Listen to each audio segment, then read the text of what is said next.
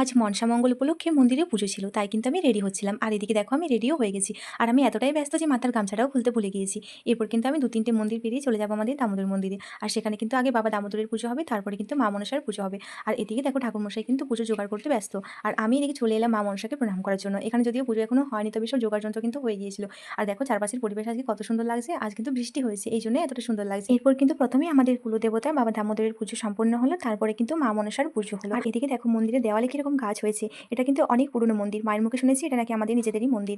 আমার বাবার বাবা অর্থাৎ আমার দাদুর আমলের থেকে অনেক আগে নাকি এই মন্দিরটা তৈরি করা হয়েছিল। আর তখন কিন্তু এখানেই ভোগ রান্না করা হতো। সেই জন্য কিন্তু এখানে একটা ছোট্ট ঘর ছিল, যেটা কিন্তু এখন ঝোপঝাড়ে ভর্তি হয়ে গেছে। আর দেখো মন্দিরের পাশে এই পেয়ারা গাছটায় কত সামনে সামনে পেয়ারা হয়েছিল। আমার তো ইচ্ছে করছিল একটা টুক করে তুলে নিই। যাই হোক, এরপর কিন্তু আমি বাড়ি চলে এলাম। আর এখানে আমি সব প্রসাদগুলো হাতে করে নিয়ে চলে এলাম। আর দেখো মা কিন্তু এখন আমাদেরকে প্রসাদ দিতে বসেছে।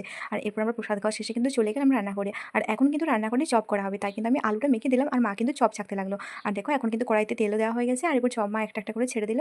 আর দেখো চপগুলো কি সুন্দর লাল লাল করে ভাজা হয়েছে। আজ কিন্তু আমাদের সারাদিন চপ আর মুড়ি খেতে হবে, কারণ আজ আমাদের ভাত খেতে নেই। আর দেখো আমি একটা চপ টেস্ট করার জন্য নিয়ে নিলাম। আর সত্যি কথা বলতে চপটা কিন্তু অনেক সুন্দর হয়েছিল। টাটা।